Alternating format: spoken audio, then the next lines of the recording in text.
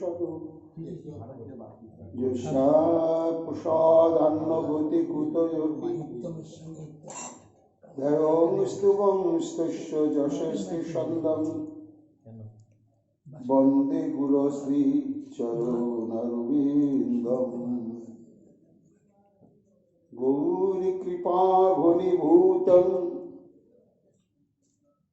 প্রভু শ্রী হরিনন্দনম মম জীবন সর্বস্বং ভক্ত্যা লৌমি পুনঃ পুনঃ রাধা কৃপাময়ং ভূপুং শ্রী গুরুদিন তারকং প্রভু শ্রী গৌর গোপালং ভক্ত্যা লৌমি পুনঃ পুনঃ অজানুলম্বিত ভুজৌ কনকাবদাতু সংকীর্তনৈক পিতরৌ কমলায়তাক্ষৌ বিশ্বম্ভরৌ দ্বিজবরৌ যুগধর্মপালৌ বন্দে জগৎ প্রিয়করৌ করুণায় অবতারৌ आनंद लीलामय विग्रहाय हिमावदीप छवि सुंदराय तस्मै महाप्रेम रस प्रदाय चैतन्य चंद्राय नमो नमस्ते निरानंद विदं सर्वं प्रेमानंद स्फुटीकृतं जेन तं शततं वन्दे नित्यानंद जगद्गुरुं श्री अद्वैत नमस्तुभ्यं कलि जन कृपानिधि गौरी प्रेम प्रदानाय श्री सीतापतये नमः लादिनी स्वरूपाय गौरांग सुहृदाय च भक्त शुक्ति प्रदानाय गदाधर नमस्ते प्रणमामि श्रीवासं तमादं पंडितं मुदा श्री गौरंग कृपा पात्रं कीर्तनानंद मानसं गौरी प्रेम प्रदावैव सर्वत्र समदर्शिने नारायणो सुताय च श्रीमन्नरहरये नमः बर्हापीडभिरामं मृगमदतिलकं कुण्डलाक्रान्तगण्डं कञ्जाक्षं कुम्भकण्ठं स्मेतसुभगमुखं सादरेणस्तुवेणुं श्यामं शान्तं त्रिभङ्गं रविकरवसनं भूषितं वैजयन्त्यां वन्दे वृन्दावनस्थयुवतिशतवृतं ब्रह्मगोपालवेशं नमो नीलनेत्राय वेणुवाद्यविनोदिने राधाधर सुधापानं शालिने वनमालिने हे कृष्ण करुणा सिंधु दीनबंधु जगत्पते गोपेश गोपिका कांत राधा कांत नमस्तुते मुखं करोति वाचालं पंगुं लंघयते गिरिं जाति कृपा तमहं वन्दे परमानंद माधवम् तप्तो कांचन गौरांगी राधे वृंदावनेश्वरी वृषभानुसुते देवी तं नमामि हरिप्रिये महाभाव स्वरूपातं कृष्णो प्रियावरियोषि प्रेमे भक्ति प्रदे देवी राधिका तं नमामि वन्दे नंद व्रज स्त्रीणां पादरेणो विघ्नशो यशां गुरी कथादिगीतं पुनाति भुवनत्रयम् आचतुर्वदन ब्रह्मा दिवाहुरपरो हुरि अभालोचन शंभुर भगवान बदरायणी यज्ञ प्रभयन्तमनुपीतमपीत कृतं दैपायन विरह कातरयजुहाव पुत्रिति तन्मयातयतर्वयुभिनेदिस्तन् सर्वभूतहृदयमुनिमानतस्मि तमादिदेवं करुणनिधानं तमालोवर्णं सुहितावतारम् अपार संसार समुद्र सेतुं भजामहे श्रीभागवत स्वरूपम् वंशाकल्पतरुभ्यश्च कृपा सिन्धुभ्येव च पतितानां पावनेभ्यो वैष्णवेभ्यो नमो नमो। जयो रूप सनातन भट्ट रघुनाथ श्रीजीव गोपाल भट्ट दास रघुनाथ भक्ति भरे बंदीछर गोसाईर चरण जहाँ হইতে বিঘ্ন নাশে অভীষ্ট পূরণ। জয় গৌর ভক্তবৃন্দ গৌর যাদের প্রাণ সবে মিলে দেহ মরে নিতাই গৌর ভক্তি দান। নিতাই গৌর হরি বল নিতাই গৌর হরি বল নিতাই গৌর হরি বল জয় জয় নিতাই গৌর হরি হরি বল। নরো হরি প্রাণামাত গৌরাঙ্গুহি হা গৌরা প্রাণী গৌরা গৌরাঙ্গুহি প্রাণ গৌরাঙ্গুহি। জয় মহাপ্রভু। অনন্ত ব্রহ্মাণ্ড যার ফনা এক ধরে সহস্র বদন হই যারে স্তুতি করে তবু নাহি পায়ন্ত সেই প্রভু কহে তোমার স্তবেতে আর কি সমর্থ হয়। কলিযুগ পাবন অবতার প্রেম পুরুষোত্তম ভগবান শ্রীকৃষ্ণ চৈতন্য মহাপ্রভুর অশেষ কৃপা ভাজন কৃষ্ণ দ্বৈপায়ন বেদ ব্যাস অবতার পরম পূজ্যপাদ শ্রীমৎ বৃন্দাবন দাস ঠাকুর তাঁর শ্রী শ্রী চৈতন্য ভাগবত গ্রন্থে মধ্য খণ্ডে তৃতীয় অধ্যায়ে পরম ভাগ্যবান মুরারি মুক্তির গিয়ে শ্রীমন মহাপ্রভু সমাগত হয়ে ভগবান বরাহদেবের আবেশে আবিষ্ট হয়ে স্তুতি করতে বলছেন। এইবার প্রভু সে আবেশ দেখে বিমুগ্ধ আনন্দ এবং বিস্ময়ে আত্মহারা মুরারি মুক্ত তিনি ভাষা খুঁজে পাচ্ছেন না, কিভাবে প্রভু স্তুতি করবেন। সেই কথাই বলছেন যে প্রভু স্বয়ং অনন্তদেব যার অনন্ত বদনে নিরন্তর তোমার স্তুতি করেও অন্ত খুঁজে পাননি। সে হয়তো মনে করছিল যে তোমার সামগ্রিক করুণা মহিমা বৈশিষ্ট্য যত কিছু আছে সমস্ত কিছু বর্ণনা করে একেবারে পরিসমাপ্ত করবেন তিনি। কিন্তু কি আশ্চর্য, অনন্তদেব যেমন যেমন বর্ণনা করে চলেন তোমার মহিমাও অসীম অনন্ত ভাবে বেড়েই চলে, তার অন্ত খুঁজে পান না। এই জন্য স্বয়ং অনন্তদেব যখন তোমার স্তবে সমর্থ হন না, আমি কোন ছাড়। শুধু তাই নয়, প্রভু যে বেদের মত করে সকল সংসার সেই বেদ সর্বতত্ত্ব না জানে তোমার। দেখো, সমগ্র সৃষ্টি সমাজ সবকিছু পরিচালিত হচ্ছে বেদের বিধান অনুসারে। বেদ প্রণীত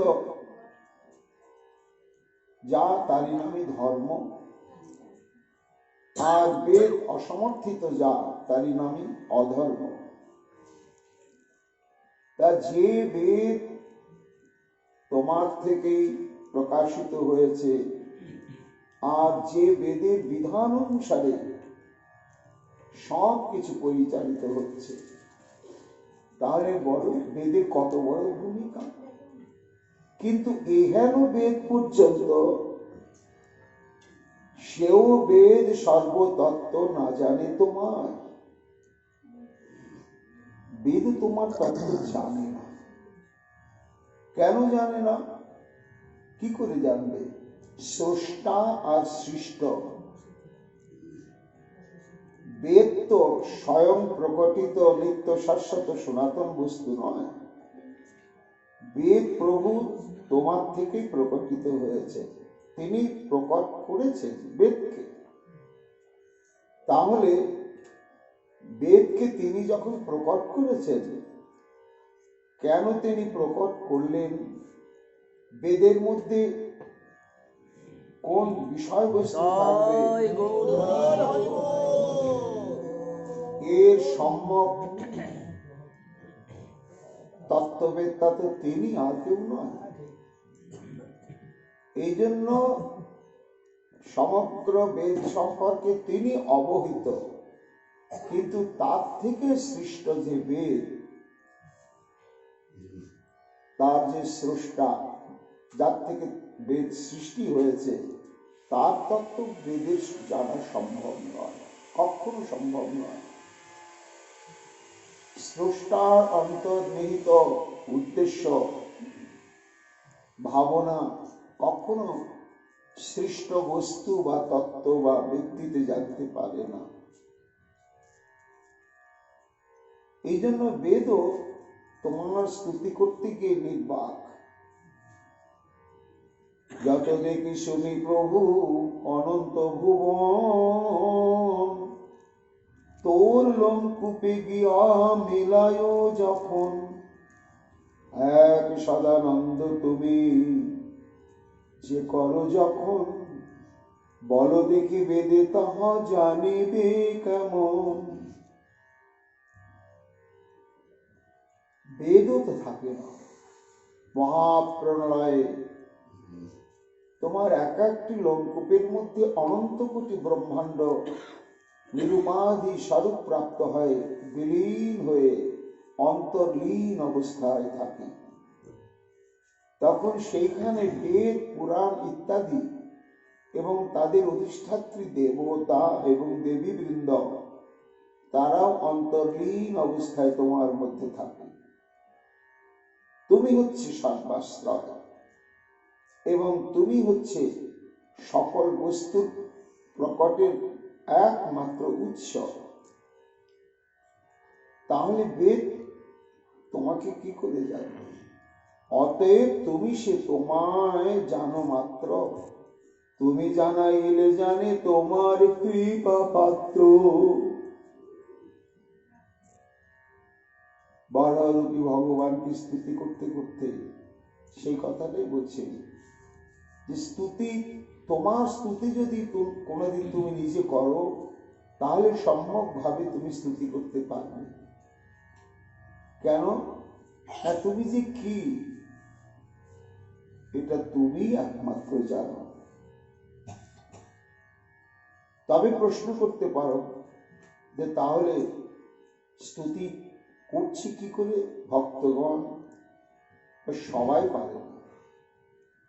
জামে বৈশ্ববিরুদ্ধে তেন লভ্য, তুমি অযাচিত কৃপা করে তোমার এই অনন্ত আগাধ মহিমা, মাধুর্য, মাহাত্ম্য যার মধ্যে অনুভব করিয়ে দিয়েছ, এবং শুধু অনুভব করিয়ে দেওয়া নয়, সেই তত্ত্বটিকে ব্যক্ত করার জন্য তুমি কৃপা করে শক্তি সঞ্চার করে দিয়েছ। তখনই সেই ভক্ত সক্ষম হয় তোমার যথাসম্ভব স্তব বা স্তুতি করতে। অন্য কেউ পারে না প্রভু।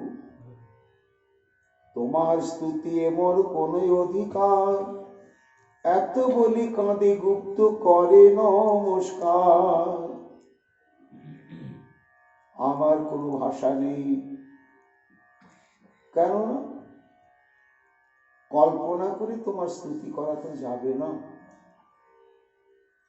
তোমাকে সম্যক রূপে উপলব্ধি করে তবেই তো তোমার মহিমা জেনে তবেই তো স্তুতি, এবং সেটা হবে প্রকৃত স্তুতি। আমার অধিকার নেই প্রভু, তুমি ক্ষমা করো আমায়। এই বলতে বলতে মুরারিগুপ্ত অঝরে কাঁদতে শুরু করে বললেন, স্তুতি নয় প্রভু, আমি তোমার অভয় চরণারবিন্দে শত শত সহস্রবার শুধু দণ্ডবত নিবেদন করতে পারি। এছাড়া আমার আর কোনো ক্ষমতা নেই, আমার কোনো সামর্থ্য নেই। বৃন্দাবন দাস ঠাকুর বলছেন, আর যখন কিছু বলতেই পারলেন না, গুপ্ত বাক্যে তুষ্ট হই বরাহ ঈশ্বর, বেদ প্রতি ক্রোধ করি বলয়ে উত্তর।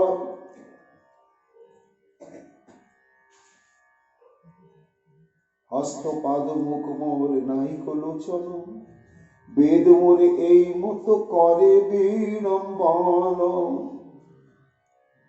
হ্যাঁ মুরারি গুপ্ত, তুমি একটি যথার্থ কথা বলেছ।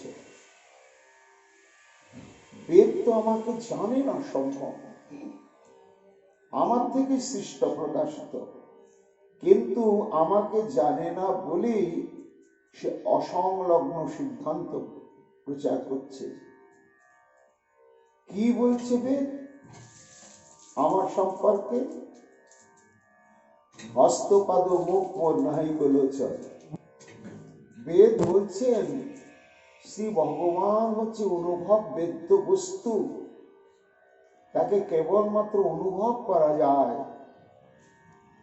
তিনি অনুভবের বস্তু, আর তার কোনো সত্তা নেই। সেই সত্তা একমাত্র অনুভূতির দ্বারাই অনুভূত হতে পারে। প্রাপঞ্চিক ইন্দ্রাদির মাধ্যমে তাকে কখনো অনুভব করা যায় না। কেন? তার কোনো সুনির্দিষ্ট অবয়ব নেই, তার চক্ষু নেই, তার নাসিকা নেই, তার কর্ণ নেই। মুরারি গুপ্ত দেখো, বেদ আমাকে এইভাবে স্থাপন করছে। হ্যাঁ করেছে। অপানি পাদ যবন গ্রহীত পশ্যৎ-তশ্চক্ষু সশৃণুত্ব কর্ণ, সবেত্তি বেদ্যং ন চ তস্যাস্তি বেত্তা তমাহুরগ্রম পুরুষং মাহাত্ম্যম। বেদ কি বলছে? অপানি পাদ, ভগবানের কোনো চরণও নেই, কোনো হস্ত নেই, কিন্তু গ্রহীত, তিনি আবার সব গ্রহণ করেন। দেখো বেদ কেমন সংশয়াত্মক সিদ্ধান্ত আমার সম্পর্কে বলছে। আমার পা নেই, হাত নেই, অপানিপাদ, অথচ আমি গ্রহণ করি। যবন, আমি এবার চলাফেরা করি। পশ্যতি চক্ষু শৃণ্যত্ব কর্ণ, তার কোনো চক্ষু নেই, কিন্তু তিনি সব দেখতে পান। অকর্ণ, তার কোনো কর্ণ নেই, কিন্তু কর্ণ না থাকলেও তিনি শুনতে পান। সবেত্তি বেদ্যং ন চ তস্যাস্তি বেত্তা, তিনি সমস্ত বস্তু, ব্রহ্মাণ্ড ইত্যাদি যত কিছু তিনি ব্যতিরেকে তার থেকে প্রকটিত হয়েছে যা যা বস্তু, সেই সমস্ত বস্তুর আদি অন্ত তত্ত্ব তিনি জানেন, কিন্তু নত শাস্তিবেত্তা, তাঁর সম্পর্কে কোন তত্ত্ববেত্তা ব্রহ্মাণ্ডে কেউ নেই। এই জন্যই মহাপুরুষগণ বলে থাকেন তিনি নিরাকার, নিরঞ্জন, নিষ্কলম, নিত্য শুদ্ধ, একমাত্র আনন্দময় সত্তা বিশেষ। এটাই আমাকে ঘোষণা করে। কিন্তু দেখো মুরারি, তাহলে বেদ আমার যে নিত্য শাশ্বত সনাতন, এই যে সচ্চিদানন্দ বিগ্রহ, এই যে আমি বরাহ রূপ ধারণ করেছি, এটাও তো আমার নিত্য শাশ্বত সনাতন স্বরূপ। তাহলে তো আমি তোমার সঙ্গে বাক্যালাপ করছি, আমার কর্ণ আছে, আমার চলবার শক্তি রয়েছে। এই জন্য সত্যি বলেছ তুমি, বেদ আমার তত্ত্ব সম্যক জানে না, আর এই বেদকে আশ্রয় করেই সব ভ্রান্ত হয়ে জগতে ভ্রান্ত মত সিদ্ধান্ত প্রচার করছে। তার মধ্যে একমাত্র অন্যতম কে জানো? বৃন্দাবন ঠাকুর বলছেন, মহাপ্রভু যেন উত্তেজিত হয়ে উঠলেন। বেদের এই সমস্ত সিদ্ধান্তকে প্রাধান্য দিয়ে কে জগতে প্রচার করছেন যে ভগবানের কোনো মূর্তি নেই, রূপ নেই, তিনি নিরাকার, নির্বিশেষ, নিরঞ্জন তত্ত্ব বিশেষ, এবং সেই নিরাকার স্বরূপটি একমাত্র আমাদের আরাধ্য। কে? কাশিতে পড়ায় বেটা পরক কাশানন্দ, সেই বেটা করে মোর অঙ্গ খণ্ড খণ্ড। তখনও কিন্তু প্রকাশানন্দের খবর নবদ্বীপে এসে পৌঁছায়নি। মহাপ্রভু অনেক পরে, সন্ন্যাস গ্রহণের পরে, বৃন্দাবনে যাওয়ার পথে প্রকাশানন্দকে কৃপা করেছিলেন, উদ্ধার করেছিলেন। কিন্তু নবদ্বীপবাসী তখনও প্রকাশানন্দের কথা তেমন জানেন না। সর্বান্তর্যামী ভগবান, তিনি একেবারে উত্তেজিত। কেননা প্রকাশানন্দ বেদকে আশ্রয় করে জগৎকে একেবারে ওই নির্বিশেষ ব্রহ্মের মধ্যে নিমজ্জিত করে দিচ্ছে। তারা ভক্তি ধর্মের অনুশীলনের সৌভাগ্য সুকৃতি থেকে চিরকালের জন্য বঞ্চিত হয়ে যাচ্ছে। কেন না? নির্বিশেষ ব্রহ্মের চরমতম প্রাপ্তি কি? মোক্ষ, ব্রহ্মের সঙ্গে বিলীন হয়ে যাওয়া। আর এইভাবে যদি কেউ মোক্ষ প্রাপ্ত হয়ে ব্রহ্মের সঙ্গে বিলীন হয়ে যায়, তাহলে মহাজন কি বলছেন? তার মধ্যে মোক্ষ বাঞ্ছা কৈতব প্রধান, যাহা হইতে কৃষ্ণ ভক্তি হয় অন্তর্ধান।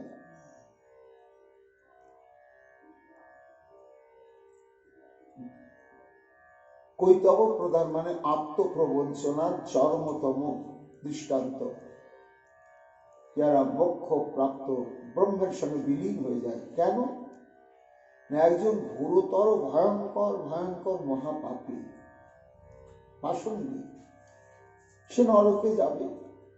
কিন্তু বহুকাল নরক ভোগ করতে করতে করতে করতে আবার সৃষ্টির বুকে কীট পতঙ্গ ইত্যাদি জন্ম নিতে নিতে কোনো এক সময় আবার সে মানব দেহ প্রাপ্ত হবে, এবং সেই সময় সৎসঙ্গের প্রভাবে পড়ে সে আবার কৃষ্ণ ভজনের স্বীকৃতি পাবে। এর সম্ভাবনা রয়েছে। কিন্তু যে ব্রহ্মের সঙ্গে বিলীন হয়ে গেল, তার আর কখনো ফিরে আসার সম্ভাবনা আর নেই। শেষ হয়ে গেল, তার সত্তাই শেষ হয়ে গেল, তার যে অনুসত্তা সেটি একেবারে শেষ হয়ে গেল। সেব্য সেবক এই সম্বন্ধটাই মুছে গেল। এই জন্যই মোক্ষ বাঞ্ছা তার মধ্যে কৈতব প্রধান, যাহা হইতে কৃষ্ণ ভক্তি হয় অন্তর্ধ্যান। কিন্তু শঙ্করাচার্য সমগ্র পৃথিবীকে উথাল পাথাল করে দিলেন এই নির্বিশেষ ব্রহ্মবাদের দ্বারা। আর তার অন্যতম প্রচারক ধারক বাহক হচ্ছেন এই প্রকাশানন্দ। 10,000 সন্ন্যাসীকে নিয়ে তিনি থাকতেন। তা মহাপ্রভু একটু উত্তেজিত হয়ে প্রকাশ মুরারিকে বলছে, সেই বেটা করে মোট অঙ্গখণ্ড খণ্ড। অঙ্গ খণ্ড খণ্ড করছে কি করে প্রকাশানন্দ? না, শ্রী ভগবান হচ্ছেন বেদমূর্তি। এই যে ভগবান বরাহদেব, তিনি যজ্ঞ বরাহ বলা হয় কেন আমরা গতদিন বলেছি। তাহলে তিনি বেদমূর্তি এবং যজ্ঞমূর্তি স্বরূপ। সেই বেদের অন্তর্নিহিত তত্ত্ব সম্যক উপলব্ধি না করে গৌণ দিকগুলোকে প্রাধান্য দিয়ে যারা এই ভ্রান্ত মত পথ প্রচার করে চলেছে, তারাই তো ভগবানকে কষ্ট দিচ্ছে। বাঁকা নয় বেদ মোর বিগ্রহ না মানে, সর্বাঙ্গে হইল কুষ্ঠ তবু নাই জানে। দেখো, সেই পরম ব্রহ্ম তত্ত্বকে প্রচার করছে, আর কি না ওই বেদের মন্ত্রের দ্বারা প্রমাণ করছে যে আমার কোনো বিগ্রহ নেই। এই সমস্ত বিগ্রহ, অর্চিত বিগ্রহ, এগুলোকে তারা বলে মাইক। কেন না পার্থিব বস্তু দিয়ে গঠিত, কোন প্রস্তরের বিগ্রহ, সে তো পাথর ছাড়া কিছু না। তাদের কথা হচ্ছে ব্রহ্ম হচ্ছে নির্বিশেষ পরমানন্দ সত্তা, তোটা তো পাথর, জড় বস্তু, তো তাকে আমি ভগবান বলবো কি করে? বিগ্রহকে ওরা মানে না। এই বিগ্রহকে অমর্যাদা করার জন্যই সর্বাঙ্গে হইল কুষ্ঠ। হইল মানে কি? মহাপ্রভু যেন বলতে চাচ্ছেন, এই এক্ষুনি হলো কি হলো? প্রকাশানন্দের সর্বাঙ্গে ভয়ঙ্কর কুষ্ঠ রোগ হবে, অঙ্গগুলো খুলে খুলে পড়বে। কেন না বেদরূপী আমি আমার কাছে অপরাধ করেই চলেছে, তার পরিণাম এটি। সর্বযজ্ঞময় মোর যে অঙ্গ পবিত্র, অজ ভবয় আদি গয় যাহার চরিত্র। পূর্ণ পবিত্রতা পায় যে অঙ্গ পারশনে। মুরারিগুপ্ত যে অঙ্গ স্পর্শ করে স্মরণ করে অশুচি জীবন মহা সূচি হয়ে যায়, আর তাকে বলে কিনা মাই পার্থিব জড়বস্তু। পূর্ণ পবিত্রতা পায় যে অঙ্গ পরশে, তাহা মিথ্যা বলে বেটা কেমন সাহসে। শোনালে মুরারিগুপ্ত কহয় শুকর, বেদ গুচ্ছ কহি এই তোমার গোচার। বৃন্দাবন দাস ঠাকুর বলছে মুরারিগুপ্তকে কত অশেষ কৃপা করছে মহাপ্রভু। ঠিক শ্রীবাস পণ্ডিতকে যেমন করলেন, একেবারে সম্যক উপলব্ধি করিয়ে দিলেন চৈতন্য তত্ত্ব সম্পর্কে, ঠিক মুরারিগুপ্তকেও তাই করেছে। আমি যজ্ঞ বরাহ সকল বেদ সার, আমি সে করিল পূর্ব পৃথিবী উদ্ধার। এই যে রূপ আমার দেখছো, এটি নিত্য শাশ্বত সনাতন রূপ। যুগে যুগে কালে কালে যখন যখন প্রয়োজন পড়ে মুরারি, তখন আমার নিত্য ধামে আমি বরাহ রূপেই সেবিত হচ্ছি, আরাধিত হচ্ছি। সমগ্র ব্রহ্মাণ্ড প্রলয় হয়ে গেল, আমার এই সমস্ত অবতার বৃন্দের যে নিত্য ধাম কখনো প্রলয়ভূত হয় না।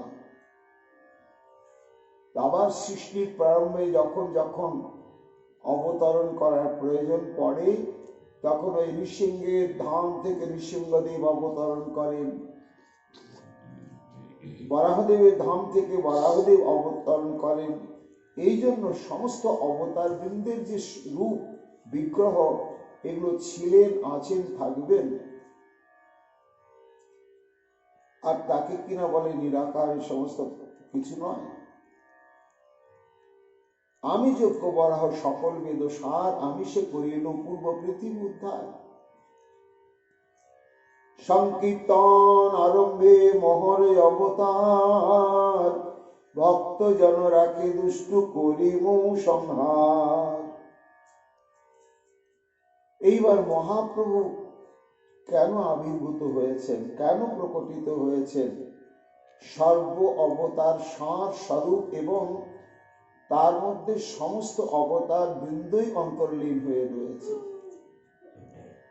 মৎস্য, কুর্ম, বরাহ ইত্যাদি ইত্যাদি 24টি অবতারই তার মধ্যে বর্তমান। মহাপ্রভু যখন অবতীর্ণ হয়েছিলেন,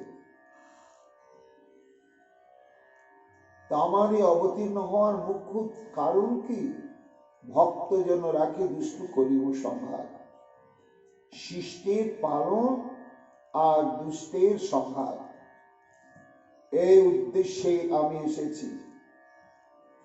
তবে জানো মুরারি, অন্যান্য যুগে আমি যুদ্ধ, বিগ্রহ, অস্ত্র সঞ্চালন, হত্যা ইত্যাদির মাধ্যমে আমি অসুর নাশ করেছি আর সাধু রক্ষা করেছি।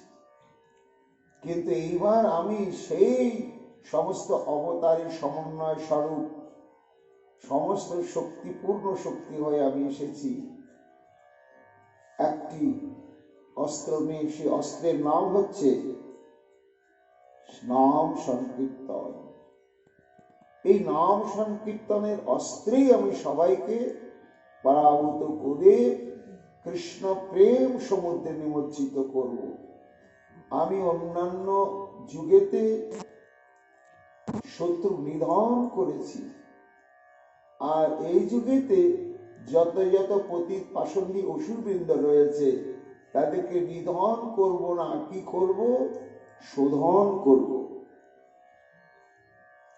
এ অস্ত্র না ধরিব, প্রাণে কারে না মারিব, চিত্ত শুদ্ধি করিব সবার। তবে এই যারা দুর্বিনীত অসুর স্বভাব, ভক্ত বিদ্বেষী এবং ভাগবত ধর্ম বিদ্বেষী, তারাই আমার চরম শত্রু। এদের প্রতি আমার কোনো মায়া, মমতা, পক্ষপাতিত্ব কখনো নেই। সে যদি আমার পুত্র হয়, পুত্র হয়ে যদি ভক্ত বিদ্বেষী হয়, ভাগবত ধর্ম বিদ্বেষী হয় মুরারি, তখন আমি তাকে পুত্র মনে করে তার প্রতি স্নেহ পোষণ করে দুর্বল হই না, তাকেও আমি নিহত করতে বাধ্য হই, সংহার করি। মুরারি তো চিন্তা করছে, প্রভু বলছেন, মনে তো পড়ছে না কোন অবতারে ভগবানের নিজের পুত্রকে তিনি সংহার করলেন এই ভক্ত বিদ্বেষী হওয়ার জন্য, ভাগবত ধর্ম বিদ্বেষী হওয়ার জন্য। আর বলছেন যখন প্রভু স্বরূপে আবিষ্ট হয়ে, তখন তো এটি মিথ্যা হবে না, কিন্তু নিশ্চয় তিনি তাহলে করেছেন। আমার তো মনে পড়ছে না। সেবকের দ্রোহময়ী সহিতে না পারো, পুত্র যদি হয় মোর তথাপি সংহার। পুত্র কাটো আপনার সেবক লাগিয়া, মিথ্যা নাহি বল গুপ্ত শোনো মন দিয়া। আমি তোমাকে মিথ্যে বলছি না, যে ভক্তের মর্যাদা রক্ষার জন্য ভক্ত বড় না আমার পুত্র বড়। কেন না, পুত্রের সঙ্গে তো আমার একটু ঘনিষ্ঠতা আছে। পুত্রকে বলা হয় আত্মজ, আত্মার থেকে জাত, তাই আত্মজ। আর ভক্ত তো আত্মজ নয়, আমার আত্মার থেকে সে জন্ম নেয়নি। এই জন্য সম্বন্ধের ঘনিষ্ঠতা বিচারে কিন্তু পুত্রটাই ঘনিষ্ঠ। কিন্তু ইহার পুত্র যদি কখনো আমার প্রিয় ভক্তের প্রতি বিদ্বেষ পরায়ণ হয়, তখনই আমি তাকে হত্যা করতে বিন্দুমাত্র সংকোচ করি না। কি বলছেন প্রভু? মুরারিগুপ্ত তো শাস্ত্রজ্ঞ, মনে পড়ছে না কোন অবতারে, কোন রূপে, কোন স্বরূপে তার নিজের পুত্রকে তিনি ভক্তের মর্যাদা রক্ষা করবার জন্য নিহত করেছেন। কারবান্তার যেমন ভগবান মুরারি এই সংশয়টা নিরসন করছেন। শোনো, যে কালে করিনু মই পৃথিবী উদ্ধার, হইল ক্ষিতির গর্ভ পরশে আমার। এটা তো জানো, মুরারিগুপ্ত ভাগবত তুমি অধ্যয়ন করেছে, যে পৃথিবী যখন প্রলয় পয়দিত একেবারে তলে রসাতলে দানব কর্তৃক স্থাপিত হয়েছিল, তখন সেই ধরিত্রী দেবীকে উদ্ধার করবার জন্য আমি এই যজ্ঞ বারাহ রূপ ধারণ করে সেখানে গিয়ে আমি যখন পৃথিবীকে ধারণ করে নিয়ে আবার যথার্থ স্থানে ফিরে এসে সমুদ্রের উপরে জলস্তম্ভন করে তার উপরে স্থাপন করলাম পৃথিবীকে, সেই সময় আমার স্পর্শে ধরিত্রী গর্ভবতী হয়েছে,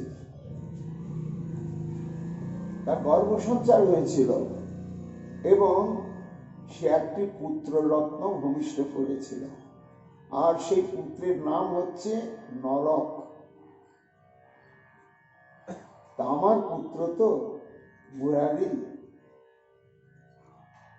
হইল নরক নামে পুত্র মহাবল, আপনে পুত্রের ধর্ম কহিল সকল। তখন নরককে আমি ধর্মতত্ত্ব জ্ঞান উপদেশ করলাম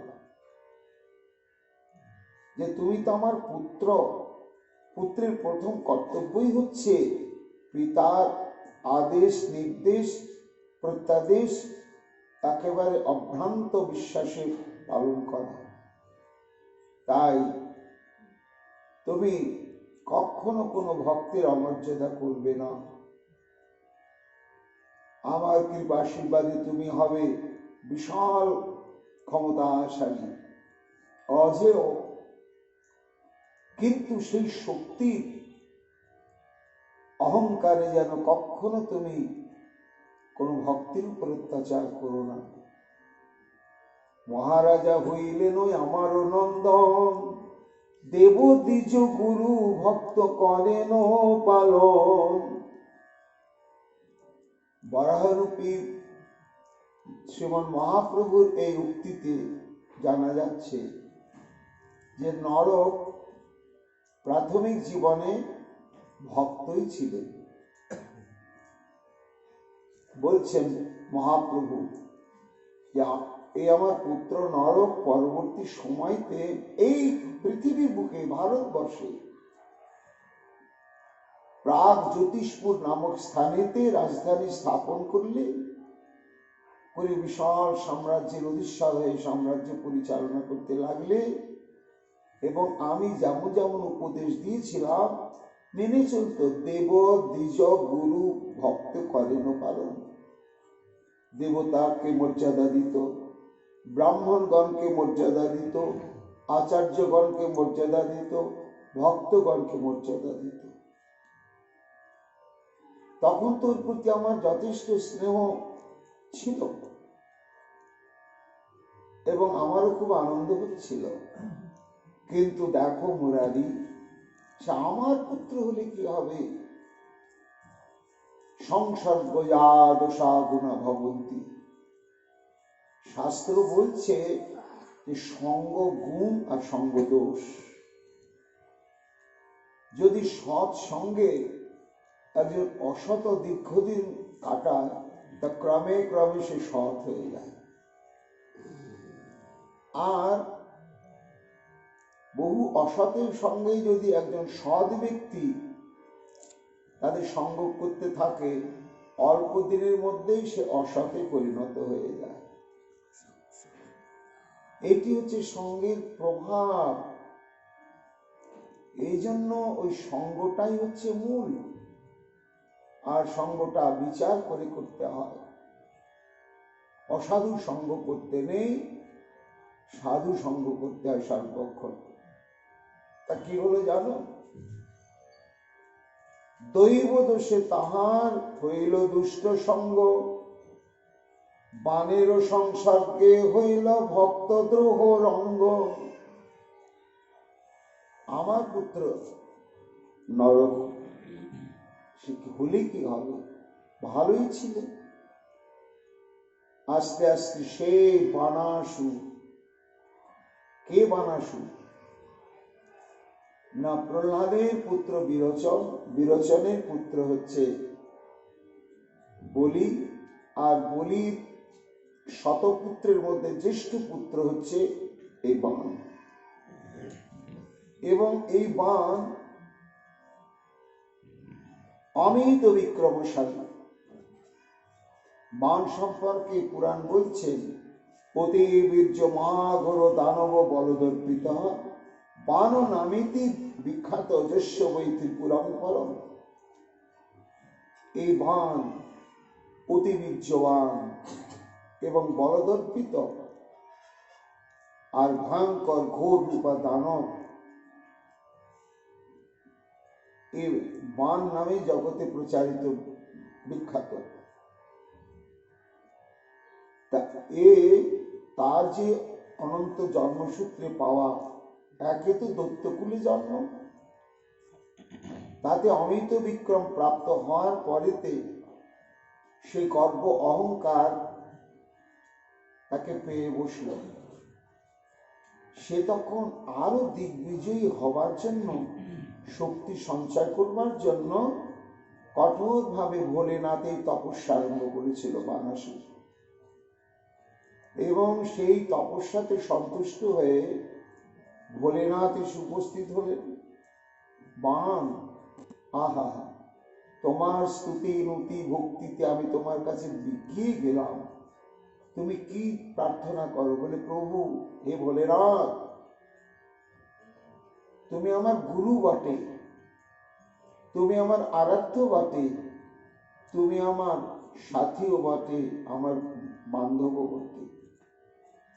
তাই আমি তোমার কাছে কিছু চাইনি ভোলানাথ, শুধু একটি, আমার সুখে দুঃখে বিপদে আপদে যুদ্ধে বিগ্রহে আনন্দ ব্যসনে তুমি সবসময় আমার পাশে থাকবে, আমিও থাকবো তোমার সঙ্গে। তো ভোলেনাথ তো একটু বেল পাতা দিয়ে স্তুতি করতে না করতে তিনি একেবারে তাড়াতাড়ি সন্তুষ্ট হয়ে যান, অল্প সন্তুষ্ট হয়ে যান। তথাস্তু। এইবার এমনি তো জন্মসূত্রে সে অমিত বিক্রমশালী, তারপরে শিবের কৃপা আশীর্বাদ শক্তিতে সে হয়ে গেল অজেয় দুর্বিনীত ব্রাহ্মণ বিদ্বেষী দেব বিদ্বেষী এক ভয়ঙ্কর উৎপীড়ক পশু। বিশাল সাম্রাজ্য স্থাপন করলে পৃথিবীর বুকে শোণিতপুর নামক স্থানেতে। তারপরে সে হয়ে গেল যাদব বিদ্বেষী এবং কৃষ্ণ বিদ্বেষী। সেই বানাসুরের সঙ্গে বন্ধুত্ব স্থাপন হলো নরকে। দীর্ঘদিন এই বন্ধুত্ব থাকার পরিণামে কি হল না, বানের মতো নরকাসুর ক্রমে ক্রমে সে ব্রাহ্মণ বিদ্বেষী উৎপীড়ক, দেবতা উৎপীড়ক বিদ্বেষী, গুরু বিদ্বেষী, ধর্ম বিদ্বেষী হয়ে গেল, ভয়ঙ্কর রূপে হয়ে গেল। তা বানাসুর শেষে কি পরিণাম হয়েছিল? না, যেহেতু সে পরম ভাগবত মহারাজ বলির পুত্র, শ্রী ভগবান শ্রীকৃষ্ণ তাকে প্রাণে মারলেন না, কৃপা করেছিলেন কৃষ্ণের সঙ্গে, এবং তার মধ্যে যোগদান করেছিলেন ভোলেনাথ। ভয়ঙ্কর যুদ্ধ হয়েছিল, ভয়ঙ্কর যুদ্ধ। ভাগবতে বিস্তৃত ভাবে বর্ণনা আছে। যুদ্ধের উদ্দেশ্যটা কি ছিল না, বানাসুরের একমাত্র কন্যা অত্যন্ত পরমা সুন্দরী এবং বানাসুরের অত্যন্ত স্নেহের পাত্রী। তো তার জন্য একটা স্বতন্ত্র প্রমোদ প্রাসাদ নির্মাণ করে দিয়েছিলেন, যেন মেয়ে এখানে স্বাধীনভাবে তার বান্ধবীদের নিয়ে, পরিচারিকা বৃন্দকে নিয়ে আমোদ প্রমোদ, খেলাধুলা, নাচ গান, যা খুশি তাই করবে, পুরুষের প্রবেশ নিষেধ। তো উষার বান্ধবী ছিল, তার নাম চিত্রলেখা। উষা যখন প্রাপ্তবয়স্কা হয়ে গেল, তখন চিত্রলেখা লক্ষ্য করছে উষা রোগা হয়ে যাচ্ছে, আর সবসময় আনমনা থাকে, আর মুখে হাসি নাই, ঠিকভাবে ভোজনও করে না, নিদ্রাও যায় না। তার খুব ঘনিষ্ঠ অন্তরঙ্গ বান্ধবী, তো অনুমান করেছে চিত্রলেখা, কিন্তু ওর মুখে না শুনলে তো হবে না। এই উষা, তুই এরকম হয়ে যাচ্ছিস কেন? না না, কিছু ভাল লাগছে না। হঠাৎ কিছু ভাল লাগছে না বললে তো হবে না, এই ভালো না লাগার পেছনে নিশ্চয় কোনো কারণ আছে। তুই না বললেও কিন্তু আমি বুঝে নিয়েছি, আমার কাছে তুই গোপন করিস না, আমি সহযোগিতা করব, কথা দিলাম। তখন কাঁদতে কাঁদতে উষা বলল, চিত্রলেখা, আজ কয়েক মাস আগে পূর্ণিমার রাত্রিতে স্বপ্নে আমি এক দিব্য সুন্দর শ্যাম বর্ণ এক পুরুষকে দর্শন করে আকৃষ্ট হয়েছি এবং তাতে আত্মসমর্পিত হয়েছি। তার সঙ্গে আমার নিবিড় সঙ্গ ঘটেছে। তারপর থেকে আমি তাকে আর ভুলতে পারছি না।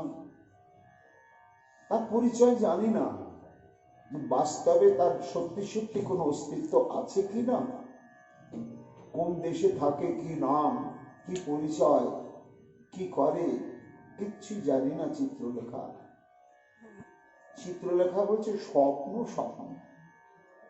দেখ, যদি একদিনের ঘটনা হতো হতো, কিন্তু প্রায় প্রতিদিনই তাকে এইভাবে দেখতে দেখতে এমন হয়ে গিয়েছে যে এ জীবনে তাকে যদি আমি না পাই, তাহলে আমার এই নারী জন্মটাই ব্যর্থ। আমি কোনো পুরুষ রত্নকে, সে সমগ্র বিশ্ববিজয়ী যতই হোক, আর আমি বরণ করে নিতে পারবো না। এবং তার পরিচয়ও জানি না, ঠিক ঠিকানাও জানি না, তাকেও তো কোনোদিন পাবো না। এটি আমার ব্যাধির কারণ। তখন চিত্রলেখা ছিলেন মহাযোগিনী, জ্যোতিষিনী। তখন তিনি চিত্রপট অঙ্কন করতে লাগলেন। আচ্ছা, বর্ণনা করত কিরকম চেহারা, কিরকম মুখখানা, কিরকম অবয়ব, কিরকম বর্ণ, শুনছে আর ছবি আঁকছে আর দেখাচ্ছে, দেখ হলো কিনা, মিলছে কিনা। হতে হতে একটা ছবি এঁকে যেই সামনে আলমনে চিত্রলেখার হাত থেকে কেড়ে নিয়ে বুকের মধ্যে জড়িয়ে ধরে হাওয়া হাও করে কাঁদতে শুরু করেছে। এই, এটা যে এঁকেছিস একেবারে হুবহু। তাই যা, তোর চিন্তা নেই। কারণ ধ্যানস্থ হলে চিত্রলেখা, ধ্যানস্থ হয়ে জানতে পারলে যে এই হচ্ছে অনিরুদ্ধ। শ্রীকৃষ্ণের পুত্র হচ্ছে প্রদ্যুম্ন, আর প্রদ্যুম্নের পুত্র হচ্ছে অনিরুদ্ধ। দ্বারকায় অবস্থান করেন। এই অনিরুদ্ধকে স্বপ্নে দেখে উষা তাতে আত্মসমর্পিতা হয়েছে, আর অন্য কাউকে বরণ করতে পারবে না। চিত্রলেখা বলছে যে এটা কেন আমার কাছে প্রকাশ করিস? আমি এক্ষুনি সমাধান করে দিচ্ছি। তখন যোগ প্রভাবে সে দ্বারকায় গিয়ে একটা নির্জন উদ্যানে পরিভ্রমণ করছিলেন অনিরুদ্ধ। তখন তাকে যোগশক্তির প্রভাবে হরণ করে নিয়ে চলে নিয়ে এসে উষার কাছে দিয়ে দিলেন। উষা তো স্বপ্নের ধনকে বাস্তবে পেয়ে একেবারে আত্মহারা, সঙ্গে সঙ্গে গন্ধর্ব মতে বরমাল্য তার গলায় পরিয়ে দিল, আত্মসমর্পণ করলেন। এইবার অনিরুদ্ধ সেইখানেই অবস্থান করতে শুরু করলেন। এদিকে দ্বারকায় হাহাকার পড়ে গেল যে অনিরুদ্ধ নেই, অনিরুদ্ধ নেই, কি হলো কি হলো কি হলো কি হলো, আর তার সন্ধানই পাওয়া গেল না। সব শোক সন্তপ্ত দ্বারকাবাসী। এদিকে ক্রমে ক্রমে বাণ বুঝতে পারলে ঘটনা, স্ত্রীকে বলছে, দেখো উষাকে দেখে মনে হচ্ছে এখনো তো বিবাহ দেওয়া হয়নি, কিন্তু বলতে নেই আমার কন্যা তো, কিন্তু কোনো পুরুষের সঙ্গ ঘটছে, এটা তো অসম্ভব। ওই প্রাসাদে তো কোনো পুরুষের প্রবেশ নিষেধ, আমাকে দেখতে হবে। একদিন উষা অনিরুদ্ধ পালঙ্কে বসে রয়েছে, একেবারে অপ্রত্যাশিত ভাবে না জানিয়ে দুম করে অন্দরমহলে প্রবেশ করেছেন বাণ। দেখছে উষা অনিরুদ্ধ, আর যায় কোথায়, সঙ্গে সঙ্গে একেবারে সমস্ত সৈন্য সামন্তদের আদেশ করলেন, ওকে আক্রমণ করো, ওকে হত্যা করো। অনিরুদ্ধ তো কম নয়, ভয়ঙ্কর যুদ্ধ আরম্ভ হয়ে গেল। সেই যুদ্ধে সমস্ত সৈন্য সামন্ত পরাজিত।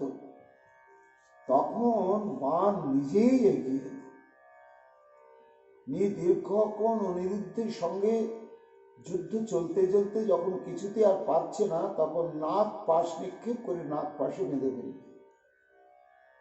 নাক পাশে বেঁধে ওকে একেবারে জেলখানার মধ্যে ফেলে রাখবে। এদিকে মহা চিন্তায় স্বয়ং শ্রীকৃষ্ণ, অনিরুদ্ধর পিতা হচ্ছে প্রদ্যুম্ন, দীর্ঘদিন সন্ধান পাওয়া যাচ্ছে না। তখন স্বর্গের রিপোর্টার নারদ ঠাকুর গিয়ে হাজির, গিয়ে তখন দ্বারকাবাসীতে একবার ঢোল বাজিয়ে দিলে, এই কাণ্ড কি, দুরাচার বাণের এত বড় স্পর্ধা।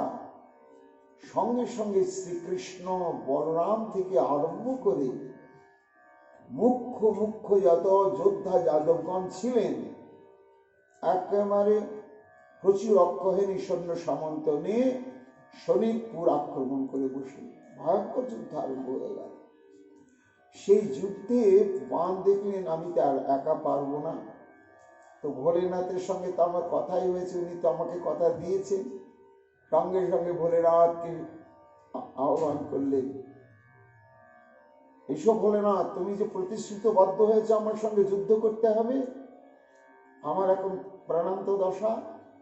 ভোলেনাথ বলছেন, চিন্তা করো না, আমি একা যাচ্ছি না, আমার ছেলেগুলোকে নিয়ে যাচ্ছি।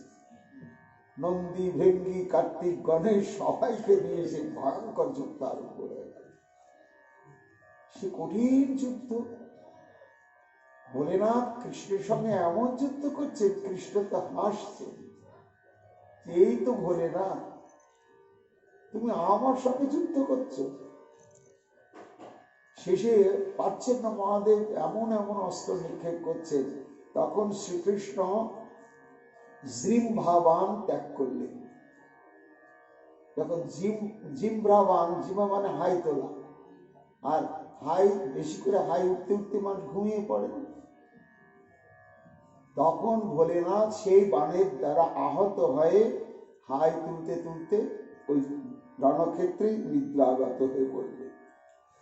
যখন নিদ্রাগত হয়ে পড়লেন, তখন বাণ তো নিজেকে একটু অসহায় মনে করলেন। এই সুযোগে শ্রীকৃষ্ণ তখন বানকে একেবারে চারিদিক থেকে ঘিরে নিয়েই আক্রমণ করে করছিল হাজারটা হাত। হাজারটা হাতে 500টা ধনু একসঙ্গে চালনা করছিল শ্রীকৃষ্ণের বিরুদ্ধে। তখন এক একটা হস্তকে ছেদন করতে লাগলো। এদিকে আবার দৈবাক্রমে ভোলেনাথের চেতনা ফিরে এলো।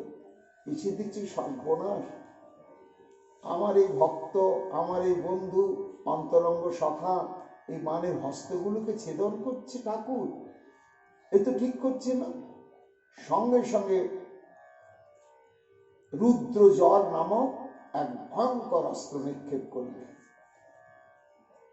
এবং তার আকৃতি হচ্ছে 3টি মস্তক বিশিষ্ট ত্রিশিরা। তখন শ্রী গোবিন্দ হাসতে হাসতে বললেন, বাহ বাহ, ভালোই তো ভোলেনাথ যুদ্ধ করছে। সঙ্গে সঙ্গে বিষ্ণু জ্বর নামক বাণ নিক্ষেপ করলেন ভগবান শ্রীকৃষ্ণ। এই রুদ্র জ্বর আর বিষ্ণু জ্বরে এমন প্রলয় যুদ্ধ আরম্ভ হয়েছিল, ভাগবতে বর্ণনা রয়েছে, যে পৃথিবী যেন প্রলয় হয়ে যায়। বিশেষে রুদ্র জ্বর পরাভূত হয়ে গেল বিষ্ণু জ্বরের কাছে হয়ে কৃষ্ণের চরণে এসে স্তুতি করতে লাগলেন। যখন স্তুতি করতে লাগলেন তখন শ্রীকৃষ্ণ তাকে ক্ষমা করে দিলেন। যখন রুদ্রজ্বর পরাভূত হয়ে গেল তখন ভোলেনাথের টনক নড়ল। আমি কার অঙ্গে অস্ত্র নিক্ষেপ করছি, কার সঙ্গে আমি যুদ্ধে প্রবৃত্ত হয়েছি, এই শিষ্যের পক্ষ অবলম্বন করেছি, ছি ছি ছি। তখন ভোলেনাথ শ্রীকৃষ্ণের নিকটে গিয়ে গলগ্নিকৃত বাসে স্তুতি করতে লাগলেন এবং সেই স্তুতির মধ্যে অদ্ভুত অদ্ভুত কতগুলো আমাদের গাঁতব্য ভজনের বিষয় উল্লেখ রয়েছে। স্তুতি করতে করতে ভোলেনাথ বলছেন, হে প্রভু, এই যে তোমার দৈব মায়া শক্তি, আমি যে তোমার সঙ্গে যুদ্ধ করতে উদ্যত হয়েছি, এটাও তো তোমার মায়ার প্রভাব। কারণ আমি আর তুমি এক আত্মা, তো নিজের সঙ্গে কেউ নিজে যুদ্ধ করে? তা তুমি আমি যদি এক আত্মা হই, তো তোমাকে যুদ্ধ করার যে প্রবৃত্তিটা আমাকে এলো, না তোমার ওই দৈবী মায়া? আর আমি কেন?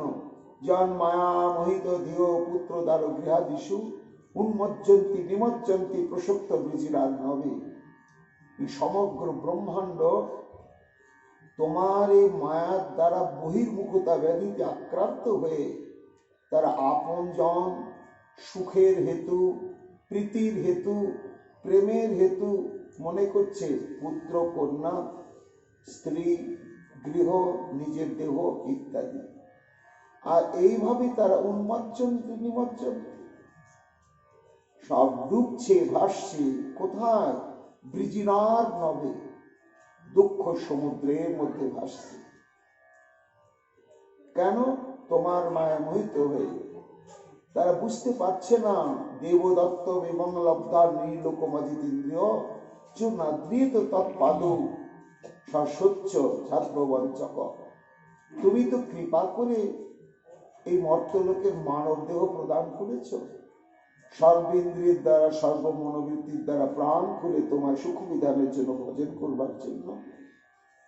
কিন্তু ওই মায়ায় মোহিত হয়ে নাদ্রিত তৎপাদ, তারা ভুলেও তোমার চরণ ভজন করবার মনোবৃত্তি লাভই করছে না। এই না করার জন্য সস্বচ্ছ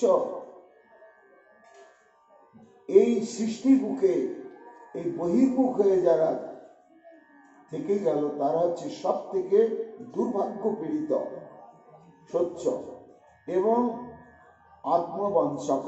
তারা হচ্ছে আত্মবঞ্চনাকারী। দস্তাং বিসৃজতে মর্ত আত্মানং প্রিয় বিশ্বরম বিপর্যয় ইন্দ্রিয়ার্থার্থম বিষমত্তম মৃতম তেজম। তারা বুঝতে পারছে না প্রভু তোমার এমনি মায়ার প্রভাব, যে একমাত্র তুমি জীবের, সর্বজীবের আত্মা, বন্ধু, সুহৃদ, গুরু, সম্পদ, সব কিছু তুমি।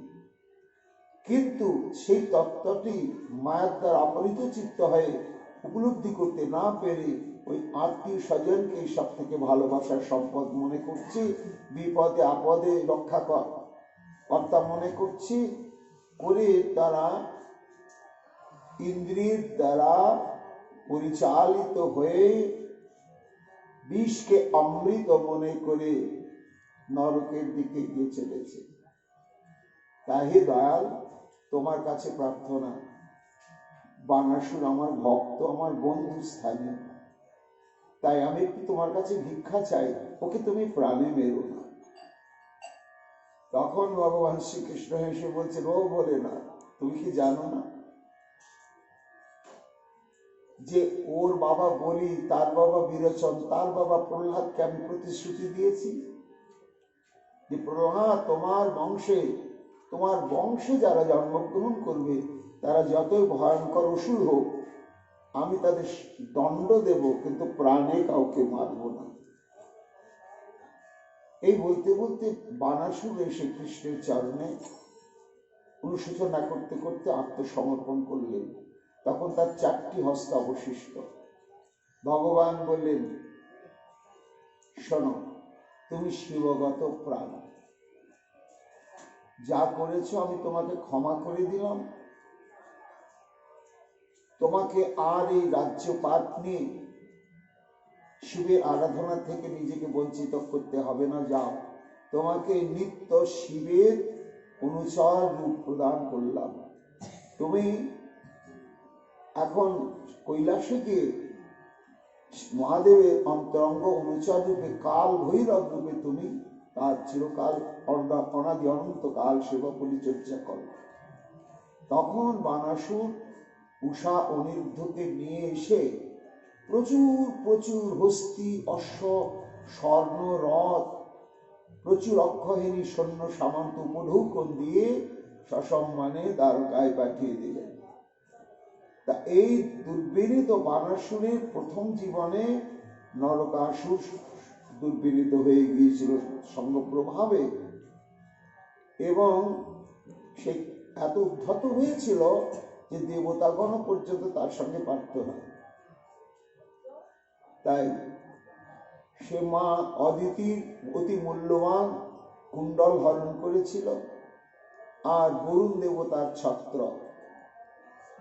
উদ্ধার করতে পারছিল না দেবশক্তির প্রভাবে সমগ্র দেবতা বৃন্দ মিলে। তখন দ্বারকায় শ্রীকৃষ্ণ সমস্ত দেবতাগণ সে শ্রীকৃষ্ণের চরণে নিবেদন করলেন, হে প্রভু, আমাদের দুঃখ দেবমাতা অদিতি তার কুণ্ডল একটা অসুর সে হরণ করে নিয়েছে, আর দিচ্ছে না, একমাত্র তুমি এটি উদ্ধার করতে পারো প্রভু, আর কেউ পারবে না। তখন মহাপ্রভু বলছেন যে, জানো মুরারি, তখন আমি নিজেই গেলাম প্রাগ জ্যোতিষপুরে, আমারই পুত্র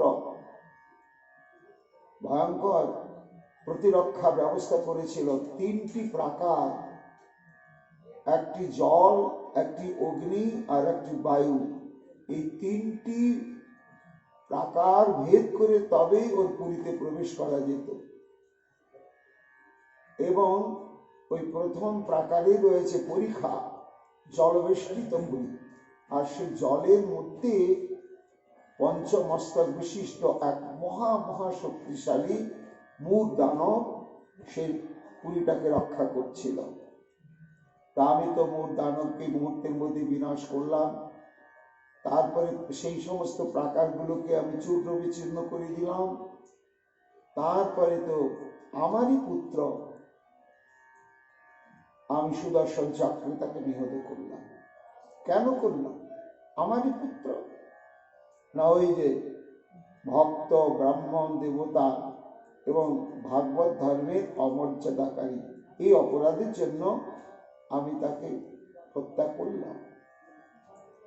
কেন না, পুত্রের চাইতে আমার কাছে ভক্তের মর্যাদা বেশি। তাই কাটিল আপন পুত্র সেবক রাখিতে, এতেক সকল তত্ত্ব কহিল তোমারি। শুনিয়া মুরারি গুপ্ত প্রভুর বচন, বিহ্বল হইয়া গুপ্ত করেন ক্রন্দন। মুরারি সহিত গৌর চন্দ্র জয় জয়, জয় যজ্ঞ বারাহ সেবক রক্ষাময়। বৃন্দাবন দাস ঠাকুর বলছেন যে এইভাবে মহাপ্রভু মুরারি গুপ্তের অন্তঃকরণেও নিজের তত্ত্বটিকে এমনভাবে সুপ্রতিষ্ঠিত করে দিলেন যে মুরারি গুপ্ত একেবারে অভ্রান্ত বিশ্বাসে অনন্ত শক্তিতে প্রতিষ্ঠিত হলো এই সংকীর্তন প্রচারের জন্য সংকল্পিত চিত্ত হয়। এই মতো সর্বসেবকের ঘরে ঘরে কৃপায় ঠাকুর জানায় এনই আপনার, চিনিয়া সকল ভৃত্য প্রভু আপনার, পরমানন্দময় চিত্র হইল সবার, পাষণ্ডীরে আর কেহ ভয় নাই করে, হাটে ঘাটে সবে কৃষ্ণ গায় উচ্চস্বরে।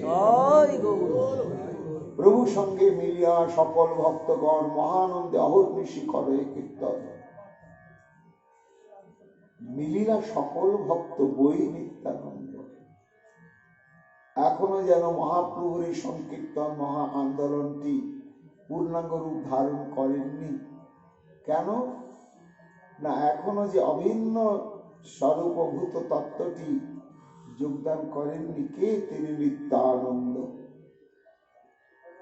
তাই মিলিলা সকল ভক্ত বই নিত্যানন্দ, ভাই না দেখিয়া বড় দুঃখী গৌরচন্দ্র। নিরন্তর নিত্যানন্দ স্মরে বিশ্বম্ভর, জানিলেন নিত্যানন্দ অন্তর ঈশ্বর। অন্তরে অন্তরে মহাপ্রভু নিত্যানন্দ তিনি জানেন না, নিত্যানন্দের উপস্থিতি তিনি বুঝতে পারছেন, কিন্তু কেমন স্বরূপ, কোথায় তিনি থাকেন, কি এখনো সরাসরি মহাপ্রভুর সঙ্গে নিতাই চাঁদের যোগাযোগ হয়নি। কিন্তু অন্তঃকরণে মহাপ্রভু নিতাই চাঁদকে ভাবতে লাগলেন, আকর্ষণ করতে লাগলেন।